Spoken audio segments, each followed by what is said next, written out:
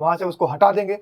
दूसरी तरफ देवेंद्र फडणवीस कह रहे हैं कि वहां पर सिक्योरिटी के और पुख्ता इंतजाम किए जाएंगे और हटाया नहीं जाएगा। बता दूं कि ये जो दूसरा बयान है वहाँ पे सिक्योरिटी बढ़ाई गई है, ये दूसरा बयान है। इससे पहले जो उन्होंने बयान दिया था देवेंद्र फडणवीस का जो सबसे पहला बयान था, उसमें उन्होंने उनका समर्थन किया। बिल्कुल, मैं वही बात कर रहा हूँ कि जो मुख्यमंत्री हैं या भारतीय जनता पार्टी के जो राज्य हैं जहां पर सरकारें हैं, वहां के जो मुख्यमंत्री उनके बयान बदलते रहते हैं।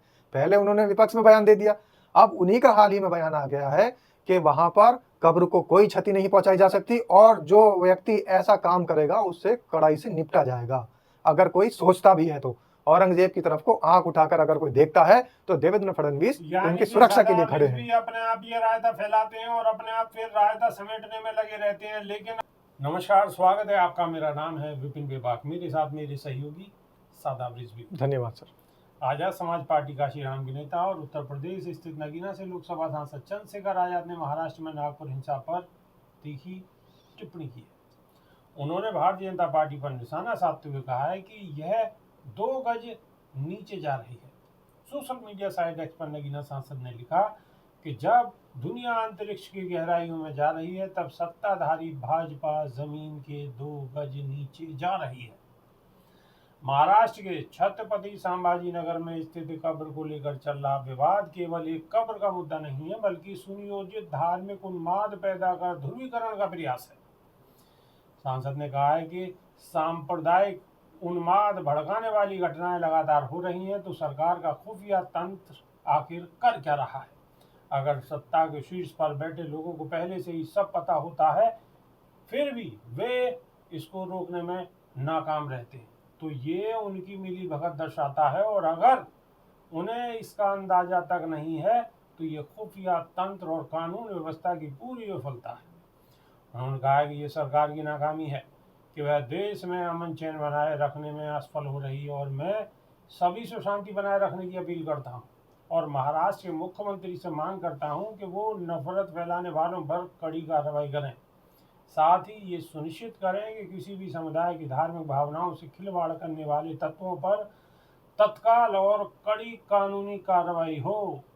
इससे पहले बसपा सुप्रीमो मायावती ने अपने आधिकारिक सोशल मीडिया हैंडल पर नागपुर में हुई हिंसा को लेकर प्रतिक्रिया दी। उन्होंने लिखा कि महाराष्ट्र में किसी की भी कब्र व मजार आदि को क्षति पहुंचाना व तोड़ना ठीक नहीं है, क्योंकि इससे वहां आपसी भाईचारा, शांति और सौहार्द आदि बिगड़ रहा है। सरकार ऐसे मामलों में खासकर नागपुर के अराजक तत्वों के विरुद्ध सख्त कार्रवाई करे, वरना हालात काफी बिगड़ सकते हैं, जो बिल्कुल भी ठीक नहीं है। सादाब रिजवी, हालात बिगड़ क्या सकते हैं? हालात तो बिगड़ रहे हैं और सरकार ही हालात बिगाड़ रही है। महाराष्ट्र के मुख्यमंत्री देवेंद्र फडणवीस अभी 1-2 दिन पहले जो बयान दे रहे थे, अगर मुख्यमंत्री का ये भाषा शैली है और ये बयान है, तो स्थिति सुधरने का तो प्रश्न ही नहीं होता। दादा रिजवी, देखिए, इस तरीके के जो बयान भारतीय जनता पार्टी के नेता और जो भारतीय जनता पार्टी के मुख्यमंत्री हैं, जिन राज्यों में मुख्यमंत्री इनकी सरकार है, वहाँ के मुख्यमंत्री हैं, वहाँ के जो मुख्यमंत्रियों की बयानबाजी वो हमेशा बदलती रहती है। देवेंद्र फडणवीस ने ही अभी हाल ही में बयान दे दिया है और उन्होंने साफ तौर पर ये कर दिया है क्लियर कि औरंगजेब की कब्र हटाई नहीं जाएगी, कहीं से कहीं तक भी उसको कोई क्षति नहीं पहुंचाई जाएगी और बल्कि उसकी सिक्योरिटी में इजाफा किया जाएगा। ये देवेंद्र फडणवीस का बयान है। एक तरफ आरएसएस और बजरंग दल कह रहे हैं कि वहां से कब्र को ध्वस्त कर देंगे, कब्र को नामो निशान मिटा देंगे, वहां से उसको हटा देंगे। दूसरी तरफ देवेंद्र फडणवीस कह रहे हैं कि वहां पर सिक्योरिटी के और पुख्ता इंतजाम किए जाएंगे और हटाया नहीं जाएगा। बता दूं कि ये जो दूसरा बयान है वहाँ पे सिक्योरिटी बढ़ाई गई है, ये दूसरा बयान है। इससे पहले जो उन्होंने बयान दिया था देवेंद्र फडणवीस का जो सबसे पहला बयान था, उसमें उन्होंने उनका समर्थन किया। बिल्कुल, मैं वही बात कह रहा हूँ कि जो मुख्यमंत्री हैं या भारतीय जनता पार्टी के जो राज्य हैं जहां पर सरकारें हैं, वहां के जो मुख्यमंत्री उनके बयान बदलते रहते हैं। पहले उन्होंने विपक्ष में बयान दे दिया, अब उन्हीं का हाल ही में बयान आ गया है कि वहां पर कब्र को कोई क्षति नहीं पहुंचाई जा सकती और जो व्यक्ति ऐसा काम करेगा उससे कड़ाई से निपटा जाएगा, अगर कोई सोचता भी है तो। औरंगजेब की तरफ को आंख उठाकर अगर कोई देखता है तो देवेंद्र फडणवीस उनकी सुरक्षा के लिए खड़े हैं। अपने आप ये रायता फैलाते हैं और अपने आप फिर रायता समेटने में लगे रहते हैं। लेकिन अब मामला खराब होने वाला है। क्यों? कि इनके जो समर्थक हैं, बीजेपी या बजरंग दल हो, वो बिल्कुल अड़े हुए हैं कि वहां पर किसी भी कीमत पे उस कब्र को नहीं रहने देंगे, और अगर कब्र को कोई नुकसान होता है तो सरकार की छीछी होने में बिल्कुल भी कसर नहीं रहने वाली है। इसका मतलब तो सीधा सीधा है कि एक तरफ तो देवेंद्र फडणवीस आग में घी डाल रहे हैं, दूसरी तरफ बुझाने की कोशिश कर रहे हैं। आग में घी डालकर आग को बुझाने का काम कर रहे हैं, क्योंकि काम कुछ और बचे ही नहीं है। सिर्फ काम यही बचे हैं कि आग लगाओ, फिर उसको बुझाओ, फिर आग लगाओ। तो ये आग लगाने की राजनीति चल रही है, आग बुझाने की राजनीति चल रही है। विकास का दूर दूर तक कोई नाम नहीं है, बेरोजगारी पर कोई काम नहीं चल रहा है, शिक्षा व्यवस्था चरमराई हुई है, स्वास्थ्य संबंधी सारी सेवाएं ठप हो चुकी है, सब बर्बाद हो चुका है। शिक्षा की, बेरोजगारी की तो आप बात ना करें तो बेहतर बात है, इसलिए नहीं हो सकती, बात ना करें तो बेहतर है। सादा रिजवी, लोगों को आवश्यकता ही नहीं है। लोग अब धर्म की चाशनी को चाट कर मदमस्त हैं, बिल्कुल झूम रहे हैं। उन्हें कोई मतलब नहीं है, उनका कोई मकसद नहीं है। सबसे पहले उन्हें धर्म रहना चाहिए, हिंदुत्व रहना चाहिए। दूसरी एक और बात मैं बताऊं बेबाक जी, सरकार क्या काम कर रही है। सरकार जो है वो काम कर रही है जैसे छलनी के अंदर पानी साफ किया जाता है, वो काम कर रही है। छलनी में पानी रुकता नहीं है। अभी कुछ दिन पहले भारतीय जनता पार्टी शासित राज्यों में ऐसे पाठ्यक्रम जो बच्चों को पढ़ाई के बीच में, जिनके मुगलों के जो पाठ्यक्रम थे उनको हटाया गया, जिससे कि मुगलों का कोई नाम ना ले सके, मुगलों का महिमा मंडन ना हो। तो महिमा मंडन रोकने के लिए और उनका नाम खत्म करने के लिए पाठ्यक्रम से, उनका सिलेबस से उनके पाठ्यक्रम हटा दिए गए। लेकिन अब आप ये बताइए बेबाक जी कि औरंगजेब का महिमा मंडन कौन कर रहा है? किसके मुंह से आप औरंगजेब औरंगजेब रात दिन सुन रहे हैं?